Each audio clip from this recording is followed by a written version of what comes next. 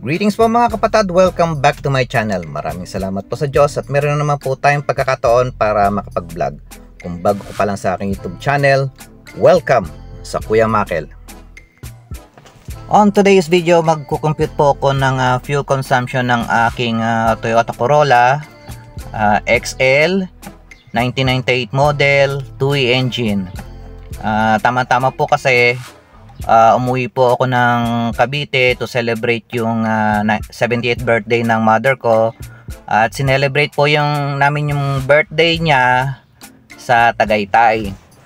Kaya po nabiyahe kami. So ang trip ko from Mabalacat Pampanga to Kawit Cavite, and then from Kawit Cavite going to Amadeo, Tagaytay, then from Tagaytay balik po kami ng Kawit, and then kinabukasan umuwi na po kami ulit pabalik sa Mabalacat.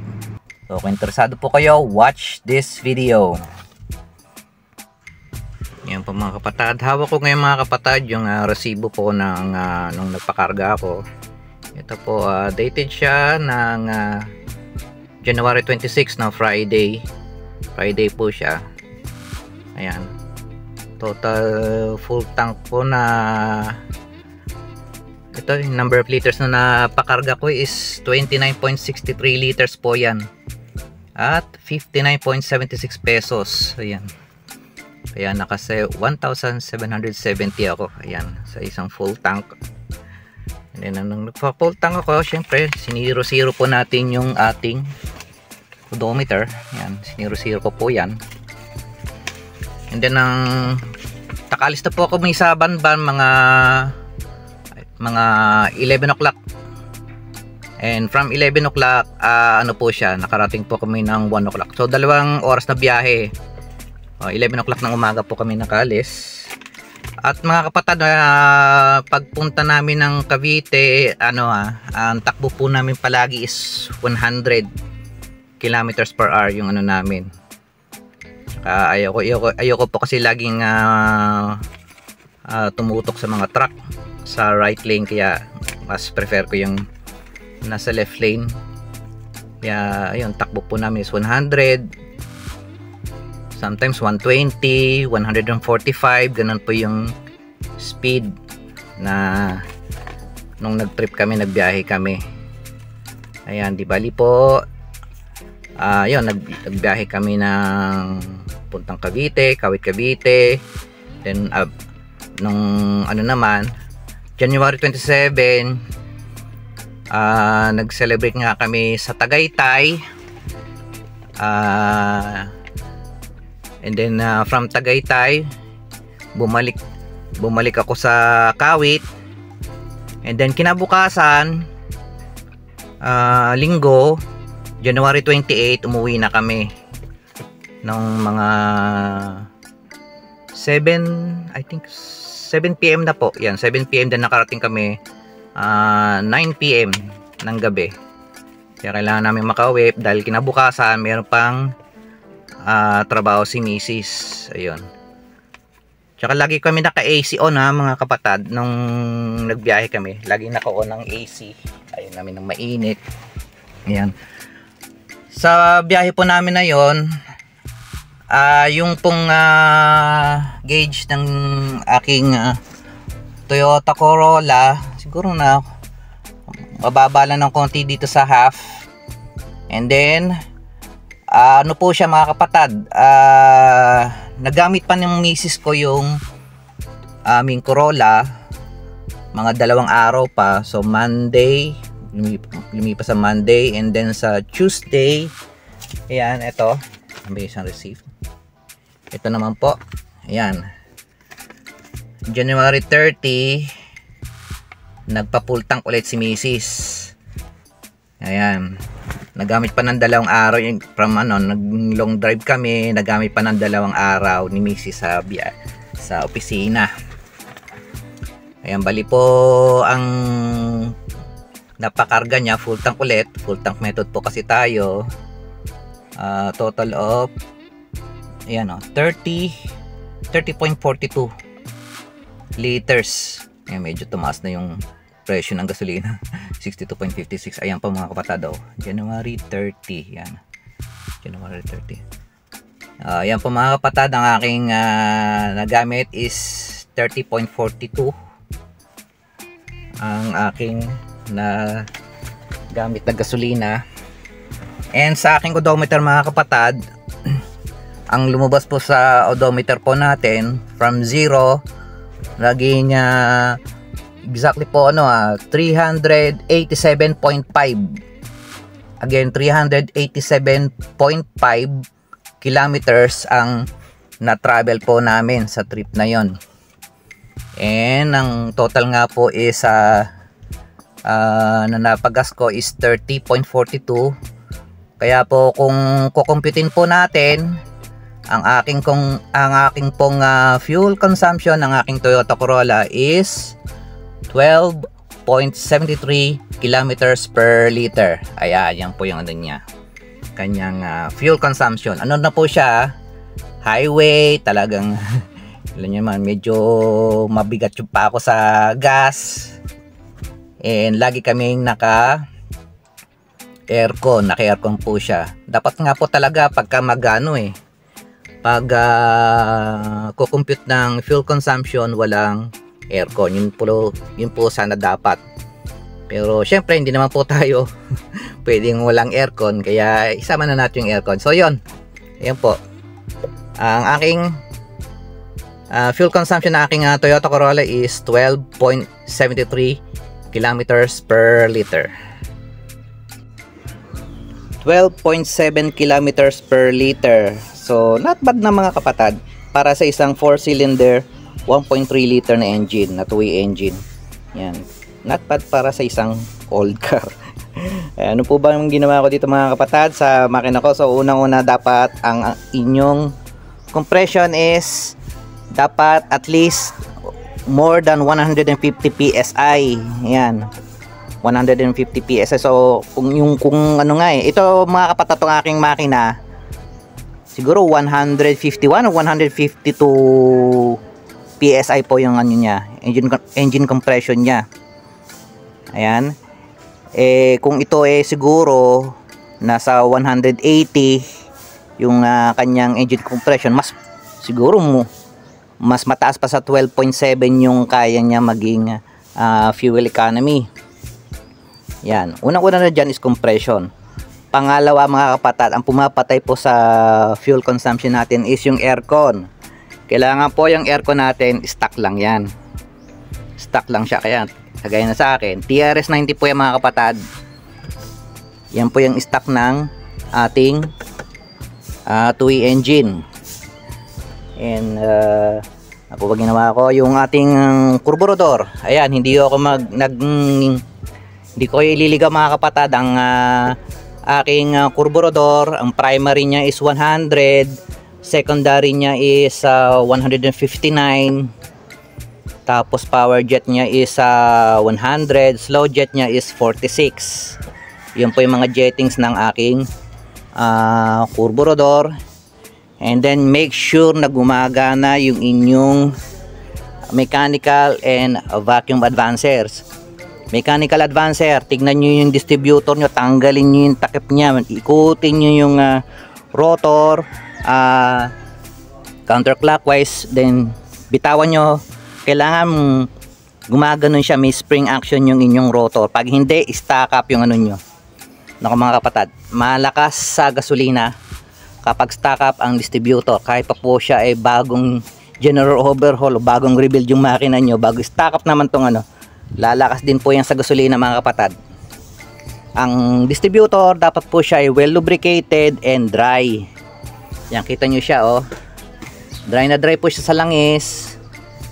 And ayun, kailangan yung vacuum advancers gumagana pareho, both manifold and ported vacuum advance. So in mga late video ko, ang ginagawa kong manifold vacuum advancer ito naman yung ported. Ngayon binaligtad ko ulit, binalik ko ulit yung dati. Ito na ulit yung ginagamit ko na manifold, vacuum advancer. Dito naman po yung ported manifold. Ayan, naka connect po siya sa ating intake manifold. Ayan, intake manifold yan, nakakabit. Ayan, punta sa gas filter. And then yung isa po yung ating ported vacuum advancer. Ito po. Ayan, makita nyo ba? Ito naman po papunta ito sa ating carburetor. Ayan. Ignition timing po mga kapatid, mahalaga din po siya. Dapat po ang ating distributor is naka 10 degrees before top dead center. Wala po, hindi po nakakabit ang mga vacuum advancer. 10 degrees before top dead center. And then pag nilagyan nyo na po ng itong ating ayan, ating manifold vacuum advancer, magiging 20 degrees or 15 ang inyong ignition timing. Dapat po mahalaga mga kapatid, naka 10 degrees ang inyong base timing. Otherwise, more than 10 degrees, chances are tataas po ang inyong fuel consumption. Ayan. And ito po mga kapatid, tama po si Sir Jan A-Stan.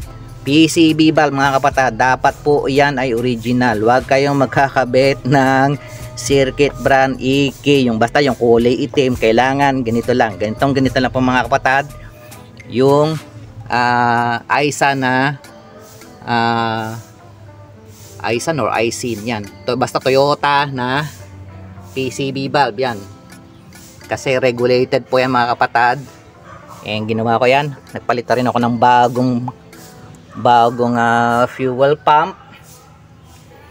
And ano ba yung oil ko? Nagamit na oil. Gumamit po kayo ng fully synthetic na langis. Huwag kayong maniniwala na pagka kayo daw po ay nagkabit ng fully synthetic, magkakaroon siya ng sludge. Hindi po totoo yun. Kailangan po ang maganda po sana dito sa ating makina is full synthetic. Ang gamit ko po is AMSOIL 5W30 na AMSOIL ang gamit ko. Meron akong video po niyan. And then another thing po is yung load ng inyong aircon. Ayan, yan napaka kasi ng aircon kapag masyadong mabigat ang load ng aircon,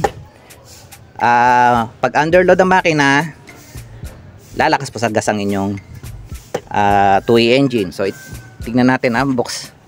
Turn on natin yung makina.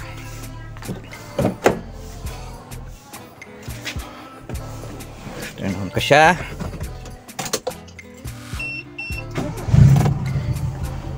Yan, kaya maganda po sa XL. Kung XL po yung inyo, maganda meron po kayong RPM para ma-monitor nyo yung inyong RPM. Kaya meron kayong RPM gauge. Ayan, nasa 800 RPM po siya. 800, ayan, 800 RPM. Turn on po natin yung ating aircon. Ang aking aircon ganito lang po siya. Mga dalawang ano lang. Ayan, mga ganyan lang ang ano ko. Lumalabig na po yan mga kapatid. 1, 2, ayan o. Bago dito, ayan, konti lang. Huwag nyo agad isasagad mga kapatid. Kasi pag yung aircon nyo, laging sinasagad yung ganyan, sinasagad nyo siya, hindi po mag-automatic yung inyong aircon. Kaya pag lagi siyang umaandar, nakaandar, lalakas po sa gasolina. And tingnan nyo mga kapatid ng RPM ko. Nang ako ay naka-aircon, mga nasa 900 RPM. Ayan, naka-AC po yan. Ayan, ramdam ko yung aking AC, 900 RPM. And tignan nyo mga kapatid yung load ng aking aircon. Oh, naka-AC na ako, pero nasa green pa din yung aking engine vacuum. Nasa green pa din, no? Yan. Ibig sabihin po niyan, less po yung tama lang yung load ng aircon. Kapag yan po, pag gamit nyo tong vacuum gauge, nag-turn on kayo ng aircon at nasa red, yan, nasa red, ibig sabihin yan, medyo mabigat yung inyong compressor. So tignan ninyo, baka yung inyong compressor is hindi stock. Ayan, yung may hint na kayo kung yan po ay laging nasa red. Yan, nasa 15, 14 inches of mercury, AC on. Mabigat ang load ng inyong AC. Ayan ha. Ayan po. So pagka gano'n, pa-check nyo baka ano siya, masyadong mabigat o madami yung karga ng refrigerant. Refrigerant po ang tawag ha, hindi po freon. Freon po is Brad, refrigerant. Ayan po. Ayan, ano po ba ang ano? Pwede kong i-share. Yung inyo, atin pong mga gulong nang nagta-travel po ako, long ride. Ang aking gulong, naka 35 PSI po yan lahat. Kailangan balance po siya, and lagi po kayong magpapa-wheel balance every year. Yan, para makatipid din po kayo sa gulong. Pag wala sa align, wala alignment ang inyong mga gulong, syempre hindi maganda yung alignment, mas madaling maupod yung inyong mga gulong. Yan po mga kapatid, oh, andar na po yung aking aircon. Kita nyo, maandar yung aking compressor. Ang aking engine vacuum is nasa 19 inches of mercury. Ayan. So tama lang yung load ng aking aircon mga kapatid. Ayan. Ayan, nakita nyo, maandar yan. Ganyan po yung load ng aking aircon. Another thing na pwede kong ma-share is yung ang aking na palang alternator is stock. Ayan, hindi po ako nagkakabit ng 90. Ewan ko, basta para sa akin mas maganda yung stock pa din, pati alternator, para hindi kayo magkaroon ng problema o nagkabit kayo ng ng electric shock. Saka problema kasi pag naglagay yung 90 amps na alternator, nagkakaroon siya ng battery indicator sa inyong dashboard.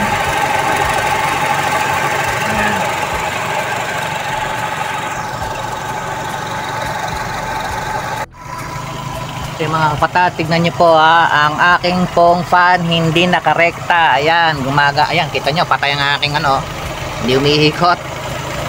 Ayan, dapat po yan ay hindi nakarekta. Kailangan po yan ay gumagana yung automatic ng fan para nakapagpahinga siya.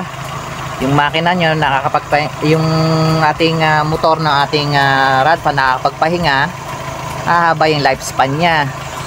And then kapag siya po ay nag-automatic, hindi laging underload yung ating makina. Another thing is yung thermostat mga kapatid. Ayan, thermostat. Ito po yung thermostat housing. Nasa loob niya yung thermostat. Maglagay po kayo ng thermostat mga kapatid, dahil ramdam na ramdam ng misis ko nang tinanggal ko yung thermostat. Sabi niya, Han, bakit huminahatak? Bakit lumakas sa gasolina? Sabi ko, tinanggal ko muna yung thermostat. Ayun. And that time naman, kaya naman po ako nagtanggal ng thermostat is yung pala nahubot lang yung yung ground niya sa likod. Kaya yung gauge ko laging naka-high, nakataas. Ayun, pagkabi ko, yung lang pala yung problema. Anyway, pinalitan ko na rin ng bagong thermostat, pero para alam ko kung ano yung kanyang kung kailan siya na-install. Kasi ang thermostat po mga kapatid, kailangan po yan every 5 to 6 years palit. Kaya good o bad yung thermostat, kailangan yung palitan ang thermostat. Kailangan may idea kayo kung ilang taon na yung inyong thermostat. And pag kayo naka-thermostat, obligado po kayo na laging nakakulant. Lagi po nakakulant ang inyong cooling system. Ayan. And kung kayo po ay tanso ang inyong kagaya na sa akin, tanso pa. Yearly po or religiously, pinapalinis ko po yan. Pinapalinis ko po siya. And in the future, papalitan ko na po yan ng plastic. Mas gusto ko yung plastic. Bakit? Kasi yung plastic, pumuputok siya. So mas prepare ko na pumutok yung pag nag-overheat, pumutok yung radiator kaysa yung pumutok ng aking makina. Mas malaking gastos yan pag overheat yung makina. Ayan, isa sa mga project ko. Eh, ano pa ba yung mga plano ko dito sa makina ko? Siguro jettings, baka magpalit ako from yung 100 na primary, gagawin kong 101. And yung kanyang secondary 159, gagawin kong 165. Gagawin kong stock, sundin ko yung stock na ano niya. Yun ang susunod kong project. And tatry ko yung power jet na 80. Meron na akong power jet na 80.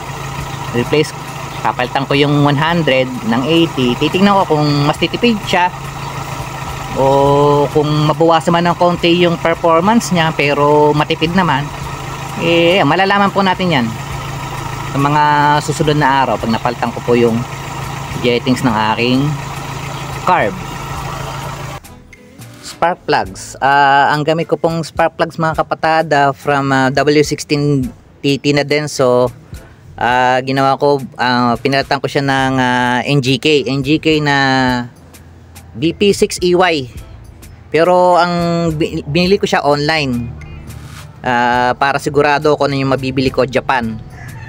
And then may 6 na buwan ako nang gamit siya. Kaya itong mga araw na to papalitan ko na siya ulit ng bagong spark plugs. Next na ikakabit ko naman sa aking na spark plug is yung resistor type. Kasi hindi kasi resistor type yung BP6EY. Ang next na ikakabit ko ngayon dito yung BPR5 po siya. Kakabit ko yung resistor type naman na NGK. And make sure na yung spark plug merong naka-engrave na Japan. Ayun po yung para malaman nyo kung Japan yung maganda yung mabibili yung spark plug. Yan na lang po siguro yung sa ngayon yung mai-share ko sa inyo. And sana nagustuhan nyo po yung aking video for today. Ito po si Kuya Makel saying maraming salamat po. Maraming salamat sa Diyos.